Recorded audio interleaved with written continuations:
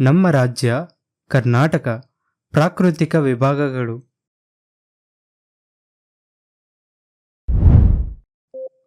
ನಮ್ಮ ನಾಡು ಕನ್ನಡ ನಾಡು.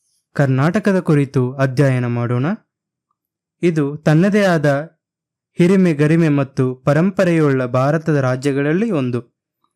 ಉತ್ತಮ ಸನ್ನಿವೇಶ, ವೈವಿಧ್ಯ ಭೂಸ್ವರೂಪಗಳು, ಸಸ್ಯ ಮತ್ತು ಪ್ರಾಣಿವರ್ಗ, ವಿವಿಧ ಮಣ್ಣು, ನದಿ ಜಲ, ಖನಿಜ ಮತ್ತು ಜನಸಂಪತ್ತು ಮೊದಲಾದವುಗಳ ಸಮೃದ್ಧ ನಾಡು.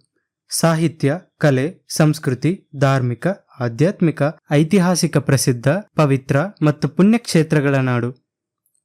ಪ್ರಕೃತಿ ಸೌಂದರ್ಯ ಮತ್ತು ವನ್ಯಜೀವಿಗಳ ಸಮೃದ್ಧಿ ಹಾಗೂ ವಿಶ್ವ ಪರಂಪರೆಯ ಸಾಲಿನಲ್ಲಿ ಪ್ರಸಿದ್ಧಿ ಪಡೆದ ಕೀರ್ತಿ ನಮ್ಮ ರಾಜ್ಯಕ್ಕಿದೆ. ಈ ಅಧ್ಯಾಯದಲ್ಲಿ ಕೆಳಗಿನ ಅಂಶಗಳನ್ನು ತಿಳಿಯುತ್ತೇವೆ.